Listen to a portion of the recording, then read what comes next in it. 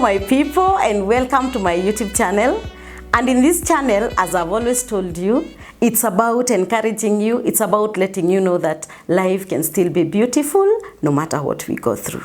Today again, I come with another yet exciting video, and it's about letting you know that sometimes life can be bitter. And when life is bitter, we don't have to worry. We should know that hard times and bitter times will not last forever. And in today's topic, we are talking about disruptions and distractions for enjoying the beauty of life. I hope you'll be encouraged. I know that the things that we shall talk about here, they are things that you are experiencing, they are things that you have ever experienced, they are things that you might experience, and therefore, I saw it fit that we should come and talk about the distractions and the disruptions of life's beauty. I know at some point you were enjoying good life. At some point you were enjoying the goodies of the life. Then you felt at least sahi siwezi sema niko na shida mingi, siwezi sema kwamba sifurahi maisha, like na feel niko tu sawa, na feel nina enjoy maisha. Na sio tu enjoy, enjoying in the Lord. The Lord who gives and who sustains our lives, because no matter what, hata tukitaka kabisa kusema kwamba we are doing things for ourselves, hakuna kitu tunajifanyia. If God is not part of our lives, hakuna kitu tunaweza jifanyia. And wakati mwingi tukipitia some challenges, tukipitia moto, tukipitia pains, it is only God who makes us to understand that it shall be well tomorrow. Therefore, I don't want to say that we can rule out and say that maisha ni sisi tunajiendeleza. Life is beautiful and life is good even amidst challenges when we have God in our lives. Therefore, today I want to just encourage you by saying that sometimes ukiona maisha tu imeenda tu vizuri, be very careful. How careful should you be? Be very close to God. Yani, jifunganisha tu na Mungu, because shetani anajua kuiba our dreams. Dreams get stolen. Joys get stolen. Happiness gets stolen. When you're just at the peak of your time, you're at the peak of your life, sa ile una feel, at least hapa, I can celebrate. At least hapa, naeza sema niko sawa, naeza furahia. That is the time when the devil comes across. Anapita tu mara moja. Akipita mara moja, the joy and the beauty inaenda yote, like it drains. Umewahi ona vile maji unaenda kwa tap, inatoka ikiwa mingi, not knowing that at the back of the tap, kwa tank hakuna maji. So inaendanga imetoka vwa, and then mara moja inaenda zhh. That is how life can change. Today, niliona, I will share some experiences. Some of them are not mine, but some of them are mine. But I would like to dwell on most of the I've not started giving you the story of my life, by the way. So I want to dwell on the stories zenye nyinyi mmekuwa mkinipatia. Stories zenye nimekuwa nikisikia na watu, stories zenye watu wamekuwa wanashare na mimi. When we go for seminars, when we go for talks with women, with young people, with the people of the community, tukienda hizo seminars zote, after I've given a talk, after I've given a seminar, the time when we start sharing now, the talks that people give, the experiences that people give me, some of them I would like to share. But I have already asked the people who shared with me whether they are comfortable with me sharing them. They told me, so long as you're not mentioning my name. That was my experience. And by the way, it can help someone else out there. So today I'll be sharing stories of people's lives. And also, I'll be sharing part of my story, part of my life story. Now, I have this lady who is my friend. Actually, tumekuwa my friends for long, but at some point, aka move, so tuka lose contact, but later, tukakuja tena kumeet tena. So when we met, unfortunately, hatukumeet kwa time poa, because we met in a time when she was mourning. But before then, She could always post for me picha, ananitumia picha ya familia za familia yake, ananitumia wakiwa in good time, wana enjoy life. I remember the last photo ambayo alinitumia, it was a month before we met. Alinitumia picha yake wakiwa wameenda kufungua ni kama launch. Alikuwa na program fulani alikuwa anafanya, so alikuwa ameenda launch pamoja na familia yake. They were so happy, like I admired the whole thing. So mimi nikamtumia congratulations message, and then akaniambia in fact we should link up. Did we know that linking up haitakuwa ile ya kukula mbuzi na kufurahia? We didn't know that. So one morning ninapigiwa simu na rafiki yangu, ananiambia have you heard? Namuuliza nini? Unajua ule rafiki yetu nimeambiwa kwamba ati bwana yake amepata accident. Unasikia, just like a month ago ameniambia about how life has been good, amenitumia mapicha, amenionyesha venye sasa wanaendelea vizuri, amenionyesha bwana yake venye alikuwa bwana yake alikuanga saa zingine anamchapa, saa zingine alikuwa hayuko nyumbani, saa zingine anamistreat, but sahi wamerudiana kabisa, wamependana, yani maisha yamekuwa tu just sweet. So naambiwa ati bwana yake amepata accident. I'm like, amepata accident wapi? So it shook me so much. But nikaambiwa amepata accident tu kwa barabara, just a road around us. So mimi nikamwambia rafiki yangu, sasa does she know? Akaniambia hapana, everybody ameambiwa kwanza wanyamazie hiyo story, kwa sababu imagine what, bwana yake amepata accident na amekufa instant. Na hizi si stories za kufake. I know even some of you who will watch this, they know this is what happened. Mbio tukatoka. Tukaenda kwa sister yake. Tukamwambia Aki, we are so sorry. Kuenda huko na yeye pia ashikiki. Sasa anatuuliza, now what is this? Kwa nini shetani anapenda kunyemelea tu wakati watu wamekuwa tu sawa, wakati tu mtu amekuwa tu maisha yake imesimama, wakati everything is going on well. Angalia, my sister was just at the peak. Can you imagine they just completed their house? Can you imagine sasa hata juzi wametoka kupeleka mtoto wao college. I'm like, kwa nini sasa? Why did it have to happen at this time? Aki, what shall we tell our sister? What shall we tell her?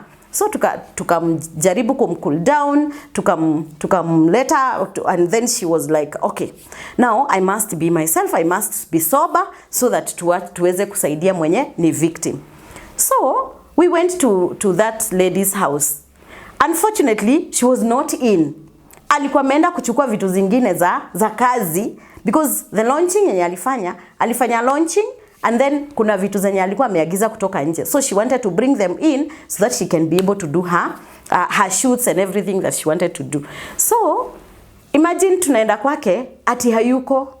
Where is she? Ati alienda jana, alienda kuchukua vitu zake. So ako on her way from Mombasa, ni kurudi anarudi, ashamaliza kuweka mizigo yake, ni kukuja inakuja after her. So we are like, sasa anakuja tutamwambia nini?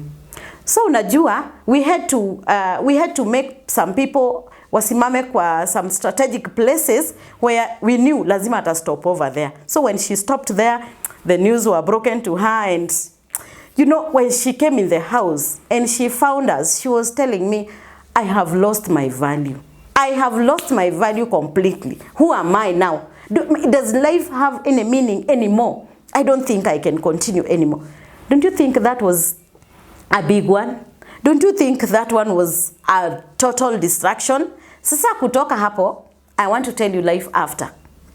Alishindwa kumaliza nyumba yake, and she was just almost completing the fittings and the interiors. She was about they were about to complete.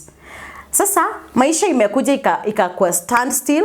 The person who used to think so logically, sahi akifikiria, she reasons in a way you're like, I think this lady is confused. Don't you see that good life and the beauty of life was distracted at that point? So I want to tell you that things happen and distractions come in life. But at the end of this video, we shall promise each other and see, is it necessary? Are those distractions and disruptions necessary for our lives? Now, I have another friend of mine. So that lady, I may struggle. she's struggling with getting pregnant. So ame struggle for 14 years. Amekaa. Yani she's like, me, I'm giving up. Tunamu-encourage, tunamwambia aki, you don't give up at this point. Imagine, God will still come through for you. Anatuambia God, yani all that time, kwani God hajawahi ona what I have been praying. Tunamu-encourage, tunamwambia, you know, God's time. And you know, most of us, we don't believe in God's time. We believe that things should just happen. When we pray, they come. When we do things, when we prepare, they come out right. You know, but it doesn't always happen. So she struggles all this much. Then she gets the first pregnancy. The first pregnancy comes and she's so happy. She tells everyone, she tells her friends, she tells us, and we're very happy. And even the husband makes a party for them. Imagine, one evening, ananipigia simu. Ananiambia, Kai, mi sijui hata nitakwambia nini. I don't know what to tell you because I don't know what to say. She's crying. Namuuliza ni nini? Kuna nini imetokea? Kwani are you sick? Ananiambia I'm more than sick. Namuuliza where are you? Where are you? Mi hata sijui niko wapi. Mimi nimetoka kwa nyumba, nimetembea sijui hata naenda wapi. I don't know. I just want to go to nowhere. You know what has happened? She has gotten a miscarriage at the 4th month. And she can't believe what she's saying. She can't believe that now, after all that wait, the miscarriage has come. After all that wait, that is what she receives. Baada ya kugoja all those years, hii ndio kitu yenye anakuja kupata. You know, it was so heartbreaking. It was so painful for her. It was so hard even to explain to her husband. It was so painful even to disclose to her, even the best of her friends. And she tells me, you know what? Mimi ni kuona tu ataona kwamba haitokei wala haizaliwi. That is what they will see. Then I hurries, ninaenda kwake, tukaomba, then nikamu-encourage, nikamwambia God had not purposed for that. So he has better plans for you. So just don't give up on God, and please don't even hata usifikirie ati ni vitu zingine gani umefanya ama ni vitu gani hukufanya ama ni vitu gani ungefanya. You know, that was a disruption. Beauty ilikuwa imeanza kuonekana kwa maisha yake. Alikuwa ameanza kufeel now, you know, aki Mungu, you are so good, you have remembered me after all those years. And then here comes the setback. Here comes, amerudishwa tu nyuma mahali penye hata hajui atawahi tokelezea wapi. But you know, God is always faithful. Despite that, she has always believed in God. No matter how long she has been waiting, she will still continue to wait because she has known that the beauty of life will always come. And life will always be beautiful. No matter whether you go through all that or you go through this other, you go through pain, you go through death. You know, that night she told me she has never experienced such a pain. Because it was so painful, just like childbirth. And then it's a childbirth that does not give you a child to carry. You know, it was so painful for her. And so, those are disruptions in life. Sometimes they come. Do you kill yourself? Usijiue. Usifikiria kwamba you can live and go to nowhere, because hakuna place inaitwa nowhere. You will stay there. You will enjoy life and you will enjoy the beauty of life so long as you know that there is always another chance, because we always get a second and even a third chance in life. Now, there's this other guy. Unajua nimewapea two stories za wamama. Unaweza fikiria kwamba wababa hawapatangi ma challenges. So I have this guy who happens to be also a close friend of ours. Yani, okay, he's a family friend, though sio ule friend mwenye tuko karibu, eti tumeingiana sana, hapana. Ni ule friend mwenye, okay, huwa mnashare mambo, huwa sometimes mnakutana, saa ingine, sometimes mnakutana, saa zingine hamkutani. So, this guy, akona biashara, ameweka biashara huko Nakuru. Najua hata yeye pia ataview, because hata nimeona amekuwa akiview my videos. So, this guy, yeye anafanya biashara ya kuuza vitu za utensils. So one day, ananipigia simu. Ananiambia, you know what? Ebu imagine who we were. Ebu imagine tulianza tukiwa kina nani. Mimi ni mtu mwenye nilikuwa ninajaribu hata kubeba vitu na wheelbarrow, nimejaribu hata kuchonga miwa, nimejaribu hata kuuza sijui nini, sijui ni kazi gani sijawahi jaribu. But hata hiyo kazi ya miwa naona tunaanza na watu wao yao inaendelea vizuri, yangu inaanguka. Ninaenda tunaanza kazi ya kupika chipo, wenye tumeanza na wao wanapika chipo zao zinakuliwa, mimi yangu inaanguka. But can you imagine what? Sahi duka yangu nimeijaza, it is 1 million plus stock. So I was like, oh God, you're good. Aki, you have remembered your boy. Because sasa, kuna vile unaangalia mtu and then huwezi kumsaidia. Ako na familia, but sasa huwezi feed familia yake yote. Hata wewe saa zingine una struggle. So, nilikuwa namuonea tu huruma. And I was feeling for him. So, ananipigia simu ananiambia, wow, you can come to Nakuru. Sasa sahi, I can afford even buying you whatever you want to eat. Sisi ni watu wa kukula. Tukikutana tu ni kukula tu na kukunywa. So, ananiambia you can come and you will, I tell you. Kila kitu yenye unaweza taka nikufanyie sasa naweza kukufanyia. Because he remembers there is a time nilienda kwake. Ange afford hata kuninunulia hata kasoda. So he was like, ni mimi umetembelea but bado wewe ndio unakuja sasa kuninunulia soda. Nikamwambia Judio iko, wacha tu share hii. So he was feeling so much happy kwamba Mungu at last amemkumbuka. So this guy one day ametoka tu Nakuru, amekuja vizuri, hata amechukua tu kagari. Amechukua kagari ka private tu car. Not a car but hizi Nissan. Nissan hata sasa ni Nissan si pia ni type ya gari. Unajua mimi na mambo ya magari yake sijuangi. Okay. So amechukua tu hako kagari kama 3. Kametolewa tu viti. Amekuja Nairobi, achukue vitu ndio aende akastock duka yake. Amekuja akachukua stock, zikajazwa, zikajaa hapo. Kila kitu, yani zile house zile vitu zenye unahitaji kwa nyumba, utensils zote, hizo vitu zenye unahitaji kwa jikoni mostly. Kaeka zikaja. Wakaenda. Aki wamepita tu Naivasha. Kashetani kenye nilikwambia kana kujanga kupita. Kalipita tu. Ile gari from nowhere ilianguka, ikabonda kila kitu. Vitu zote zikabondeka.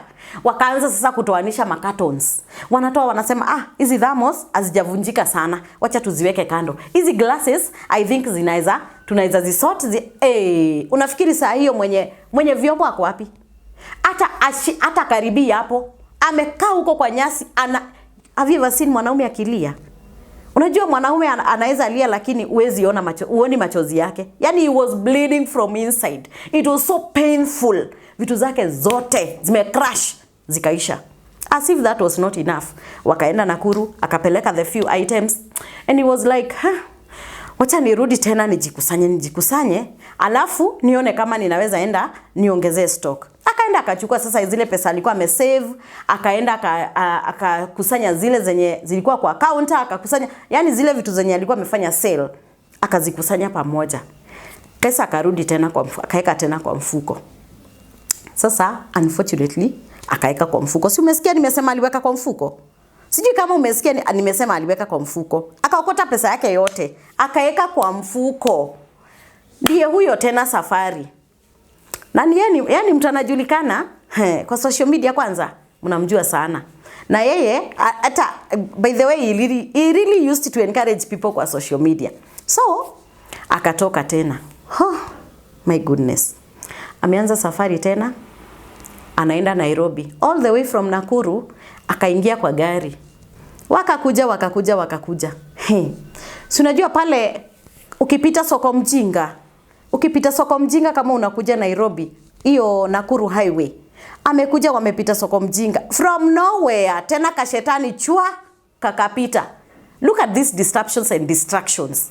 Sasa tena ameona I can rise again. I can pick up my pieces and make a better thing. I can pick up my life and start again. Shetani alikuwa anasikiza. Na niliwaambia kwamba shetani anaimaga dreams. Dreams tuzo huibiwa na shetani. So sometimes, yani ukifeel kwamba you are at the peak of your life, be very careful. Be very careful. Because hapo ndio unajua mtu mwenye ameanguka, hawezi anguka beyond, ameanguka na ameanguka. So, lakini mtu mwenye amesimama anaweza anguka. So nani ako na risk? Si ni yule mwenye amesimama. So when your life you feel like your life iko tu sawa, inaendelea vizuri, be very careful, because your life inaweza, shetani anaweza pita tu mara moja. Anaweza pita tu mara moja na mambo yako ikuje kama imeharibika. So you know what happened? Kashetani kalikuja, kalikuwa kameketi kwa driver, gari ikataniwa ikaingizwa kwa forest, and all the money that he had yote ikaenda. Waliachwa hapo kama hawana nguo, wakaachwa hapo kama hawana simu, wakaachwa hapo kama hawana pesa, wakaachwa kama wamechapwa. Kumbe walibeba two thanks from all the way from Nakuru. It was a setback again. Sasa imagine hiyo maisha imekuja sasa tena ikarudi ka flop. That time he even called us to go and pray for him. Tulienda kwake tukaomba. Sasa akatuambia sasa mimi sina namna, I have no way and I don't think I will stand again. Imagine wale watu tulikuwa hapo, tukachanga. Do you know how much money he collected? Ali get 300,000. 300,000 was a lot of money. Ni pesa yenye ilimwezesha akakuja tena Nairobi. Ile safari alikuwa ile the time zili break, the time zimeibiwa. Sasa akakuja tena almost immediately. Akakuja akabeba mizigo, zikatoka, zikaenda akapeleka kwa stock. Akaenda kaeka kwa stock. Let me tell you, one morning anaamka anapata maduka zote za hiyo area yao zilivunjwa usiku. There is nothing like stock. Can you think about that person? Sasa jiangalie ni wewe maisha yako. Na imagine that person one day nitamleta hapa. Atakuja kuambia story yake. We are just giving him time to heal. So, sometime last year, he has gone through one hospital to another. Almost every other time ako kwa hospitali. He was sick, totally sick. But at last, it was confirmed that he had depression. And mimi sikumblame, because niliona sometimes distractions zingine zinaweza kuja kwa maisha and you're like, oh my God, what is this? Maka akili inafika mahali ina jam. We thank God he's coming up so well. Sahi anaendelea kuimprove, but tutaendelea kumuombea. Mungu amsaidie aweze kuface all those things that he has faced. Si unaona shetani saa nyingine anaweza kukuamkia ni wewe tu. Now, one last story. I believe hata wewe vile naona tu venye hata una feel. Aki, life sometimes it is very unfair.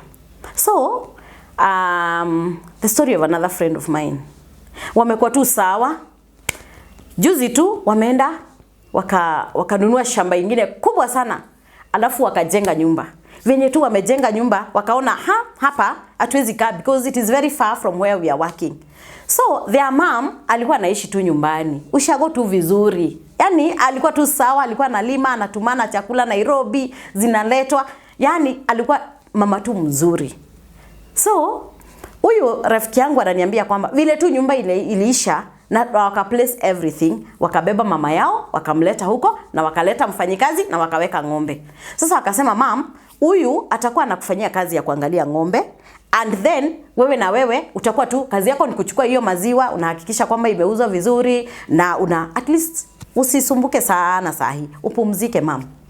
Sasa sijui kama ni kupumzika ama ni nini. Wameenda tu sherehe ya kufungua nyumba. Vile tu wamemaliza kufungua nyumba, the following week mama yao anawapigia simu.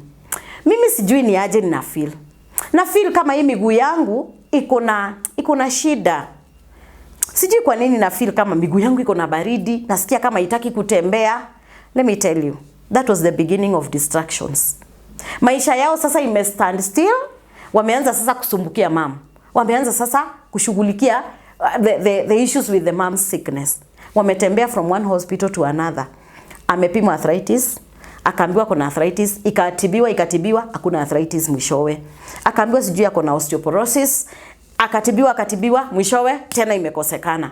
Akaambiwa tena sijui ana lack calcium. Sasa tena sahi mama yao anasema kwamba anasikia miguu yake iwezi tembea. And do you know, maka ameletwa zile vitu za kutembelelea, zile vitu za kushikia mbele unatembea. Amejaribu hata kutembea na crutches, ametembea, yani karibu hata aletewe wheelchair. Don't you see that is a disruption in life. Sasa wote, the whole family, hawana peace, hawana amani, wanajaribu hii, wanajaribu kufeed mom, wanajaribu kumfanyia nini, but don't you see that it's a disruption in life?